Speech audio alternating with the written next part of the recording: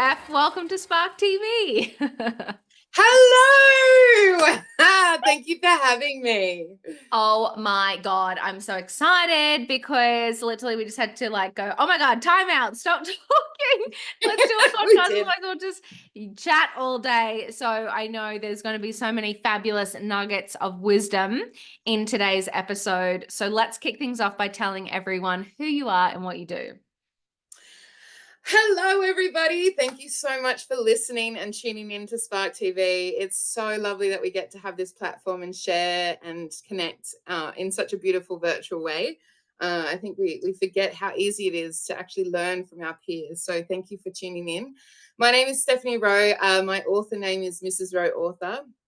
And I do a lot of different things, but I'm currently changing up the publishing industry with a website called Indie Pages, which is for self-published authors and small press. And it is an online e-platform for ebooks and audiobooks. It is literally coming up against the biggest publishing houses in the world and going, do you know what? We can either stay stagnant and not pay our writers and our authors and our creatives, or we can actually uplift everybody and we can change by actually sharing the profits with a 70% cut going to the author and 20% going, well, 30% going to Indie Pages. And there is so much emotion that comes up with that because it's like, you can't do that. And guess what, baby cakes? I'm doing it. Oh my God. You know what? I just freaking love this because do you know how many people say the words, you'll never get rich writing a book?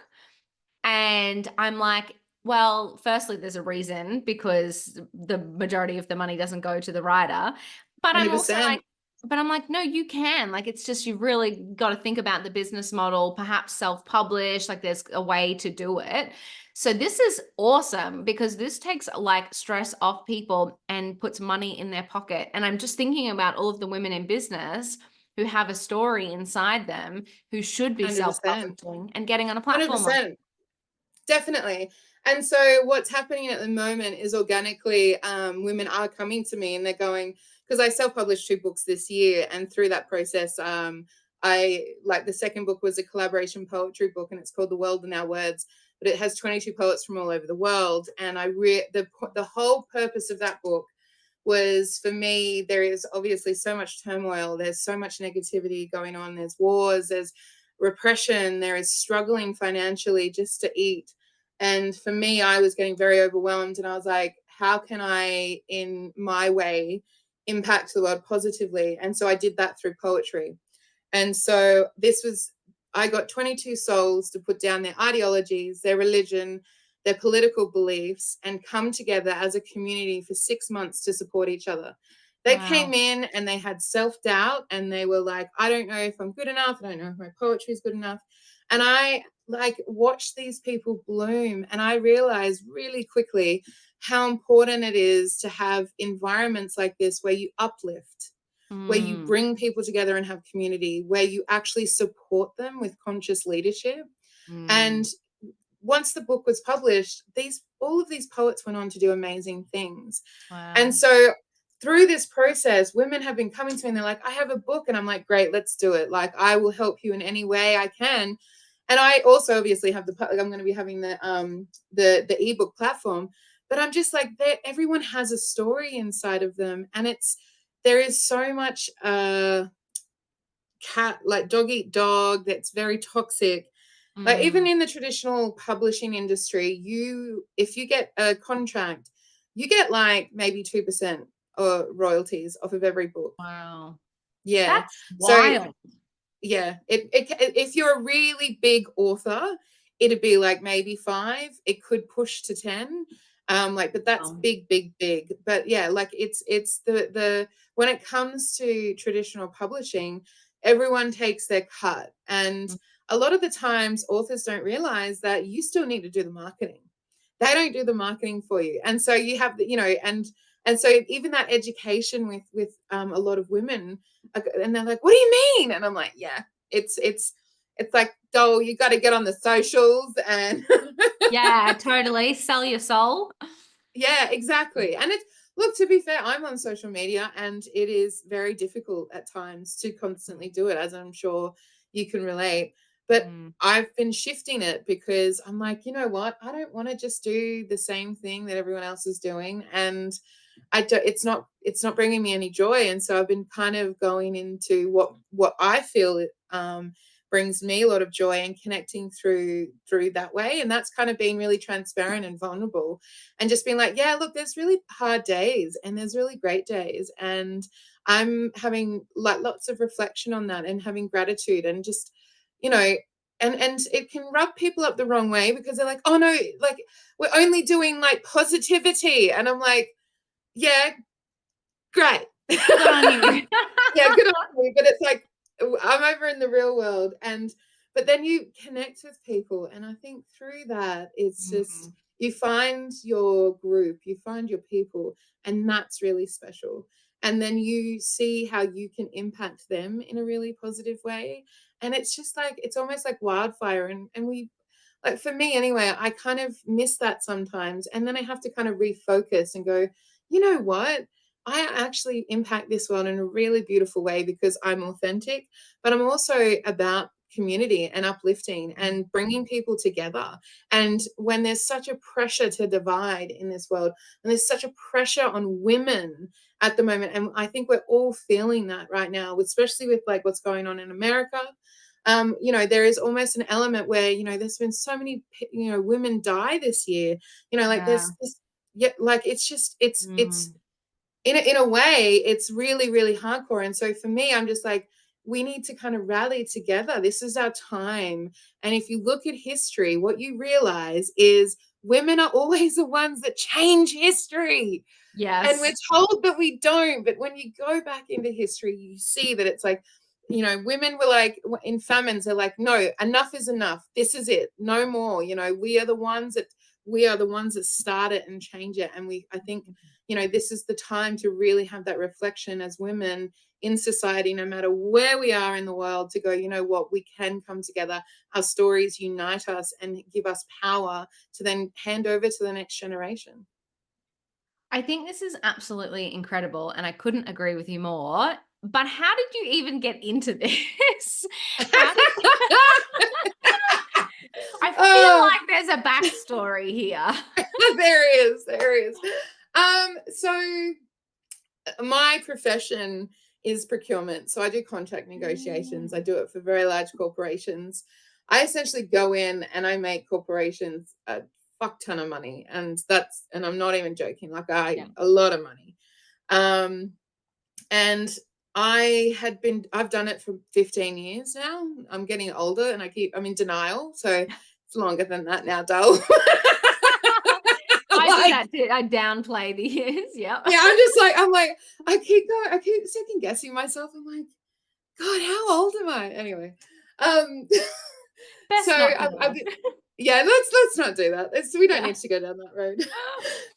And so I've been in corporate world for a long time, and I had been honestly conditioned to turn up, do my hours, do my overtime, do Mm, what was necessary to keep my job. And I just as the years kept rolling on, I just was like, I can't do this anymore. And I literally through COVID, honestly, it was like I used COVID to do a lot of work on myself, but I used the time to sit down and look at what I wanted in my life and how I wanted my life to be built.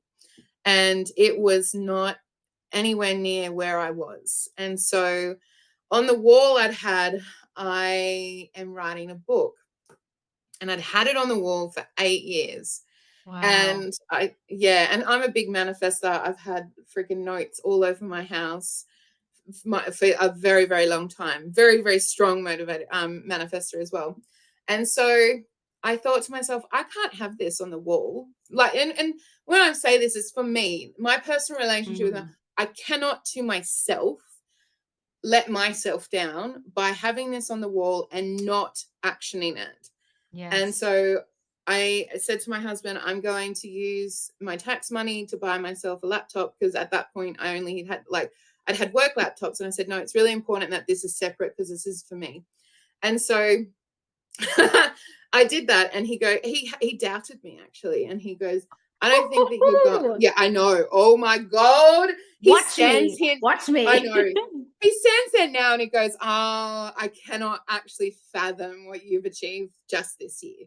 Like Mm, he goes, I didn't understand how, how much you go, I'm gonna do this, you execute and you do it. But yeah. you just don't do it. You execute it in a way where the dominoes fall and it's just like this explosion of amazingness. And I was like, Mm, so yeah. And so I wrote the book, and I wrote the book in 6 months, my first one, which is called Fiercely Me. It's my self-published memoir. And through that journey, I learned how to publish books, but I also learned about the industry. I learned about um, what people do, how much money it's such a honestly, it's such a lucrative industry for everybody except the author. Everyone except the author makes a lot of wow. money. Yeah. Editors, typesetters, there's people that sell courses, there's people that literally just help you write, they motivate you, like they mentor Mm, you. It's just like you could pour hundreds of thousands of dollars into it, mm, um, and the reality is that you just need to sit down and do it for yourself, and you need to just write every day. yeah. And that's what I did. And I came like, honestly, I left school and I couldn't write. I was illiterate. So Wow. yeah, 100%. So I come from a low socioeconomic household. My dad is still a drug addict. My mum is severely autistic, undiagnosed, and she is with another addict. Wow. Just absolute impoverishment. And I left school and couldn't write. And the reason why I know I was so bad was when I was packing, I found a book from when I was 17.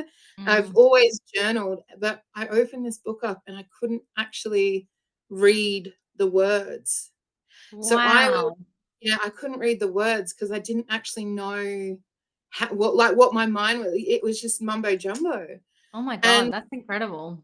yeah, and so now I've got 2 books published, and I've been in procurement for 15 years.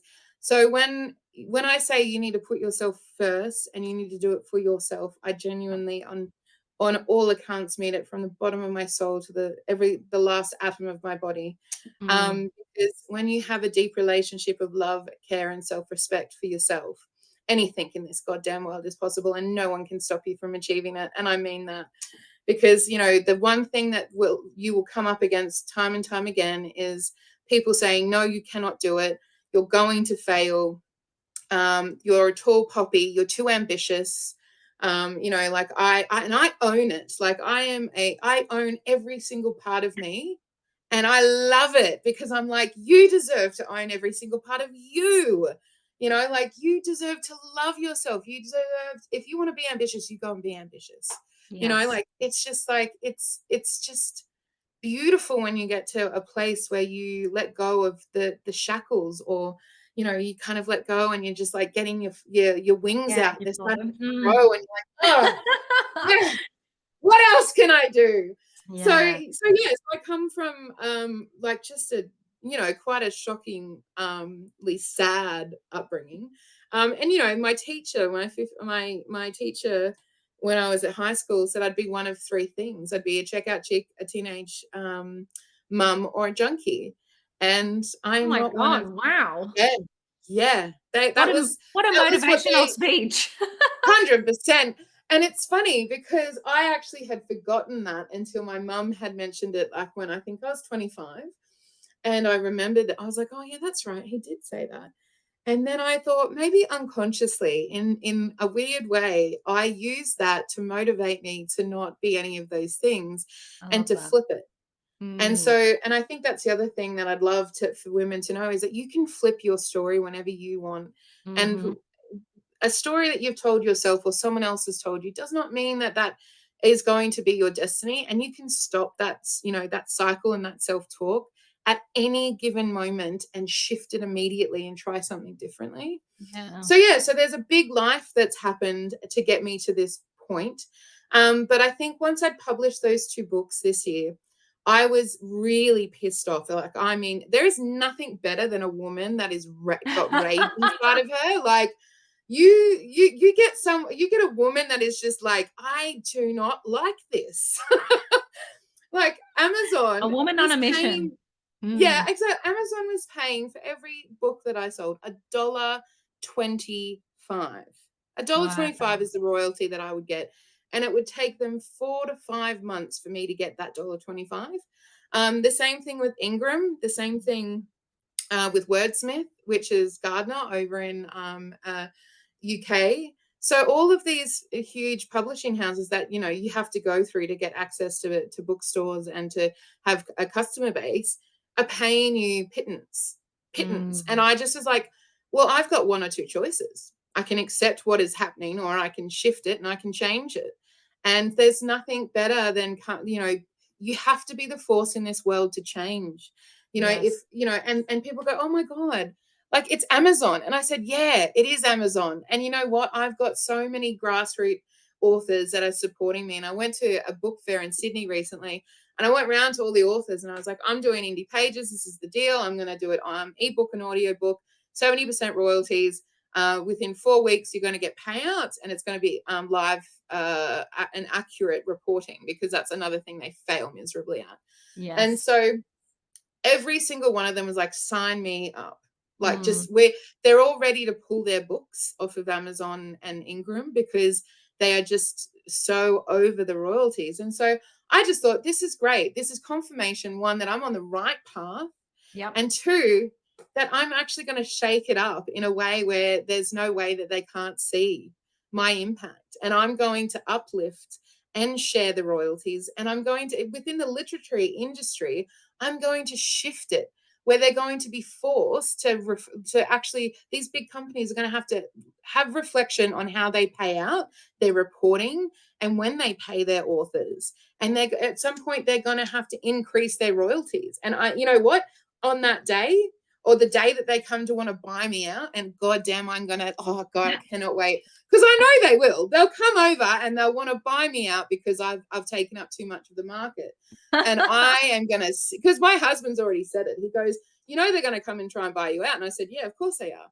And I said, and you know what? The most beautiful, sweet thing is just going to be no.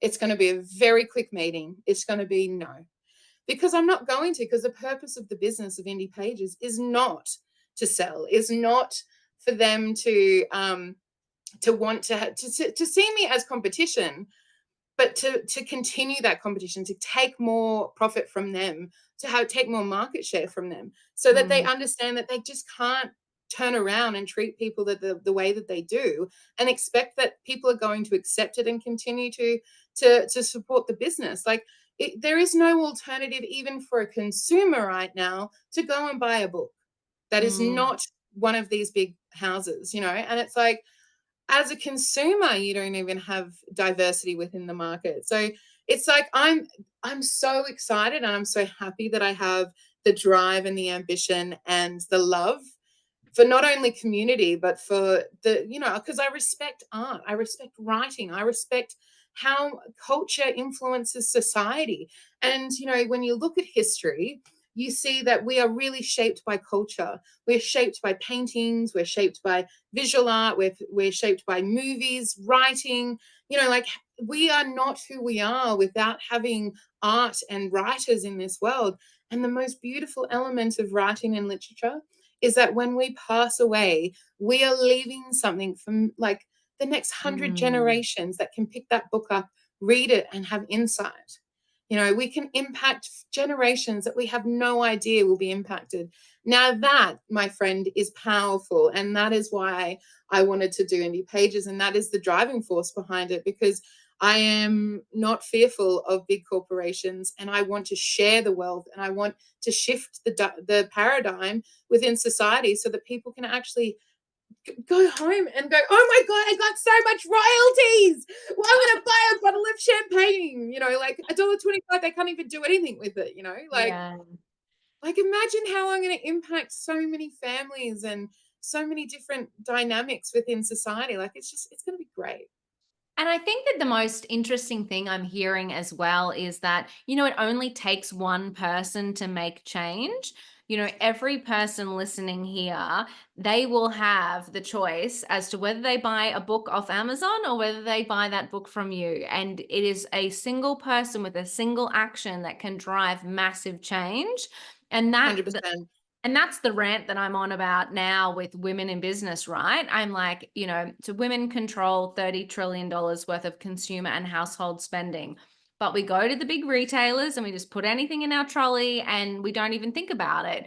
Instead of going, okay, what's a female founded, coffee company, a female founded marketing agency, a female founded cup, whatever it is, but make Oh, it's the conscious best. choice. Mm. Yeah, and just on that, because like I've lived like what you're saying, I've lived like that my entire life. Because well, one, it came out of poverty, because like when I was in my early 20s, I didn't have any money, and so I had to get really I had to get really scrappy with how I purchase things. And I realized that I could actually purchase things cheaper through smaller business than I Mm. could through larger. And so I'd go to the markets, and so I would buy all my fresh produce there. I would buy my bacon, my eggs. I'd buy as much as I could there because it was cheaper for me to do that. Now, fast forward, 20 years on, well, not 20 years, but 15 to 18 years on, I have implemented that across the board. Mm. And like, and the beauty is that I don't just impact my life, I impact every person around me, because they come into my house and then they have a coffee and they're like, where'd you get that coffee from? I got that from Clark Street. Who's Clark Street? It's actually a woman owned business in Melbourne, and she does fair trade, has relationships with the farmers over in South America. She goes over every harvest season. She knows the children. She's watched them grow up and go into university. Wow. But the coffee, my friend, is the best fucking coffee you'll have in like ever. And Yeah. people go and everywhere I go, I get Clark Street coffee. And and everyone that has a coffee is just like, this is the best coffee I've ever had in my life. And I'm like, I know. And so that is what I do with absolutely everything. I love it. I do it. I try and buy as much clothing as humanly possible. My I actually checked on your website, on your directory, because I want to support women that do like face creams. And so the Ah, first yes. place I went was your website, because I was like, I want to support women in that business so that I can start supporting Australian women that have these businesses. So I'm not buying large corporations. Unfortunately, I couldn't find any. There is a lot of beauty on there though. So I anyone, already I already have a recommendation, so I will send it your way. The one that popped into my mind is Skin Days, and she may not have listed herself yet, so I'm going to make sure she's on there because that is a gorgeous product. So I'll send it to you. yeah, please do, because I'm about Mm, to because I'm proactive, and I'm about to run out of my stuff at the moment. So I wanted to support women in business.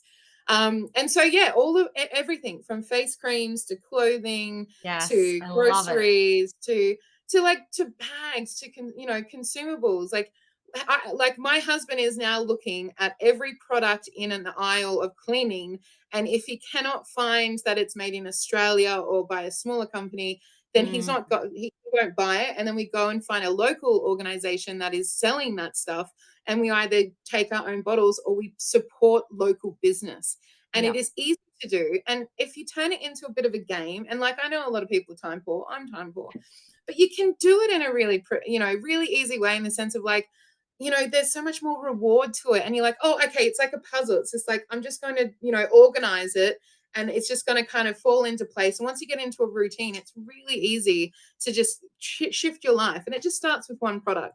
So I totally agree. We hold the purse strings, honestly. Yes. Where women are the ones that pay all the bills, we're the ones that run the households, we're the ones that not only organize ourselves, but everyone else in the household and in the family, generally speaking. Um, and so we need to not only understand our power as individuals and self-worth, but we also need to see our power in purchasing. And I completely agree with you, is that if you choose to support a smaller business, you are not just supporting that business, you're supporting that community around that woman. Mhm. You're supporting their families. It has flow on effect. They could be buying products that are also from other smaller organizations. And that is the impact that we can have when we use our dollar. Because when we use our dollar, that's where the shift comes, because they cannot ignore when profits are removed and given to smaller people. And that's when we get to truly, truly have an impact. Oh my God. It's just so spot on. I mean, at some point in my life, I just got tired of the rhetoric around women are underfunded, it's too hard, it's all this. And I'm like, yeah, but it's all of these small choices. We already have the power. We are Already. actively choosing not to use it, and it's just, I love that you're on this mission, because this is like so I turn 40 next year, and I've just gone, this is it. I High finally five, baby, high have five. I'm like, I finally figured out what I want to fucking do with my life. And that is like, wake up, women. We have the power to make change in these tiny decisions that we are making every day. Oh, 100%. And there is a huge shift that's happening, I think, with women. And I Definitely. think we've just had Definitely. enough. I think we're Yeah. exhausted to the point where we're just like, enough is Yeah. enough. Enough is enough. We are, and we're realizing that we're actually happier in groups of women. And Yeah. having males is also really positive, but they have to Definitely. be Definitely. positive, you know, had done the The good ones. emotional, The good yeah, ones. the Yeah. development, and Yeah. know who they are, value themselves, understand what the fucking boundary is. Yeah. Definitely. you know, um, Jesus Christ. Anyway, but I went to Seven Sisters recently, and I did a couple of workshops there, and it was really it was so interesting, because I forget, because I'm as I'm sure a lot of women watching, but also you, we get kind of like, oh, I have to do this thing and that thing, and oh my god, there's these lists, and there's this this internal pressure to achieve all the things, that I'd kind of forgotten the impact that I have. And Yes. doing these workshops at Seven Sisters was, I think, a really pivotal point. A couple of things came out of it. One, I am probably going to, well, not probably, I'm going to next year, because I'm going to a French residency in February, which for Oh, writing. cool. Yeah, I Awesome. know. Yeah, thank you. I'm so good. It was like, Yeah. I'm I'm jealous. I am. I'm I'm not so even a good. writer, and I'm I'm jealous. so That's good. amazing. I honestly am so beaming over this. 20% of applications get accepted. So I was one of Wow. 20%, man. The stakes. Congratulations. Thank you. Oh, it's so good. And I'm going to, I know what I'm going to use the space for. I'm going Mhm. to write another book. It's not going to be, it's going to be I'm going to turn it into a TV series. And it's going to be around multiple worlds that we can shift into. But there's an accident that happens, and from that, they kind of have it's in the Amazon, and it kind of goes across life experience, but then also kind of Wow. goes into fantasy. And so that you're going to kind of shift into different worlds and different experiences. And I'm going to obviously lace it to the hell with political views and, all of that jazz, because, there's no better way to deliver a political view from a woman than lace it with a bit of fantasy.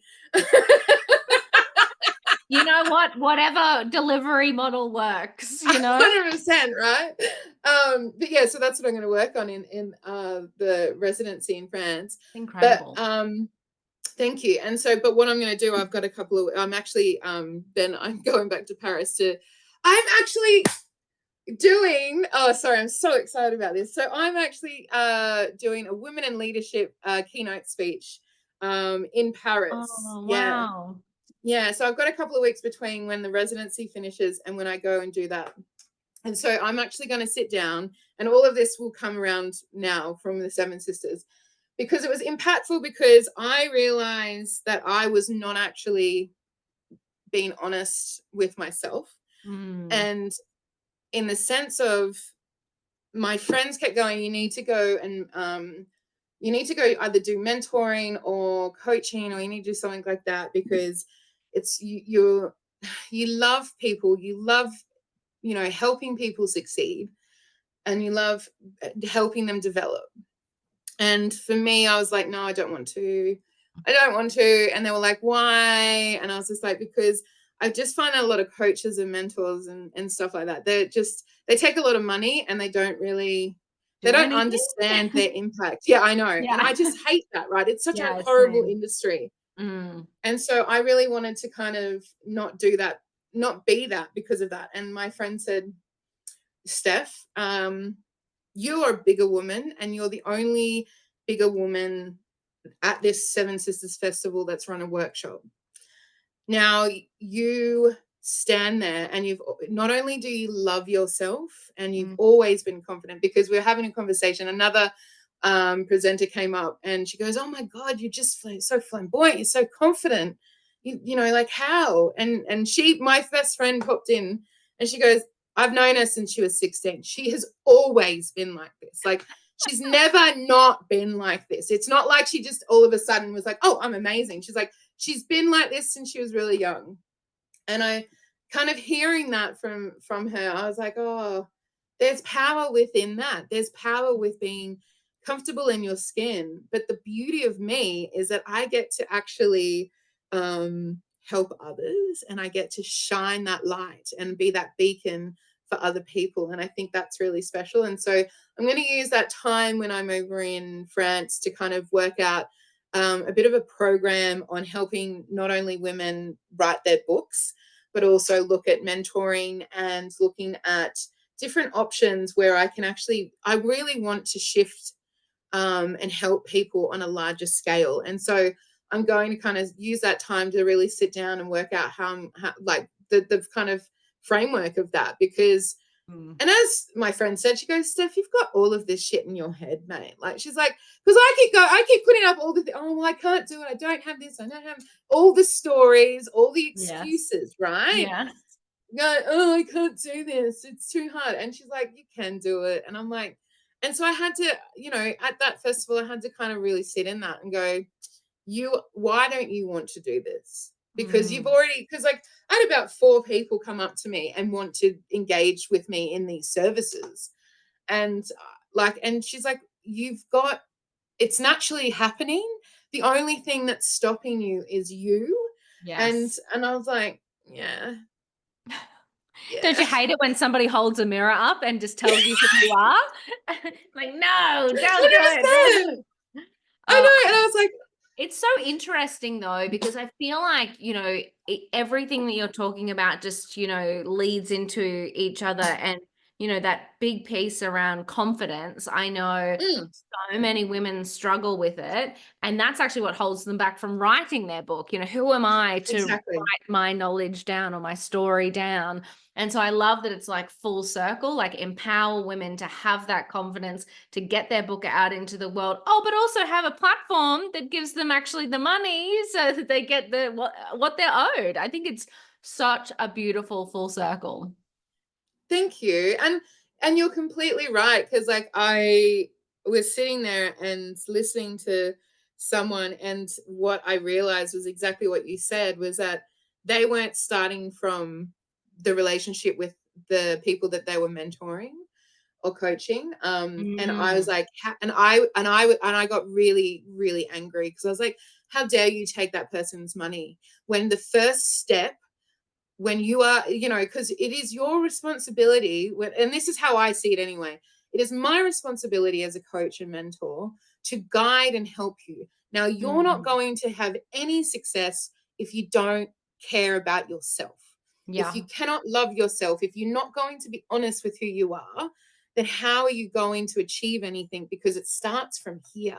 And that's what Fiercely Me is all about. It's about empowerment and understanding the power that we actually have inside of us and how we can utilize it. So it's just like, for me, it was just like, no, this is where I actually do that full circle. I start at the start. I build that community of people. I empower them to be their authentic self. I go, hey, have you realized your story is actually incredible and that you deserve to share it with the world?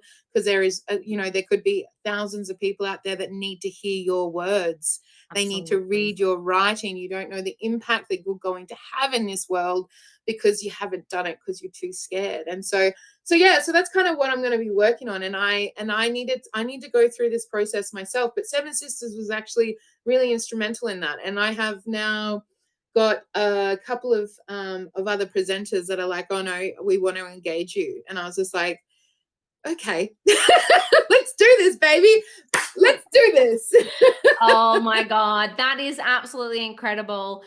You know what? I feel like you and I could talk all day, but I always love to wrap up these podcast episodes with one last piece of advice. So, Yes. reflecting on your time in business and your career Mm. and your life to date, what would be a piece of advice that you would give to another woman on her business journey? Yep. So this one is going to be one that a lot of women already know, but I think you need to be reminded. Our guts are the one thing that we need to listen to, and especially in business. The amount of times that I've sat at a table surrounded by men and I'm doing a, like, 50 to $100 million contracts, and my gut tells me what I need to do next. And I Mm. have gotten huge savings and shifted what we needed really rapidly is amazing. And so yes, our gusts are there for obviously safety reasons and went to keep us safe. But in business, it is our power. It is our power, and it is like our stealth bomber. Like, you got to listen to your gut. If it says something, don't ignore it, because when you ignore it, that's when shit goes sideways. That's when you have to work 3 times as hard to get it back on track. So please listen to your gut. Oh my God, I could not agree with you more. Every time I've made a bad decision or had something, I'm like, I knew it. Already knew it. I felt it in my gut. I knew what I should have done and I didn't do it. And I ignored that feeling. And now this has happened. So Yeah, you are right. I feel like, especially for women, it is kind of our superpower in it business. is. Yeah. And It life. really is. And and there's a lot of pressure on us to not acknowledge it, because it's like, Yeah. no, that's like, no, Too like, that's feminine. women's business. Yeah, it's too no, you got to walk into that, because that's your gut is the thing that could possibly make you a lot of goddamn money. Yes, and that's what we want, ladies. I love it.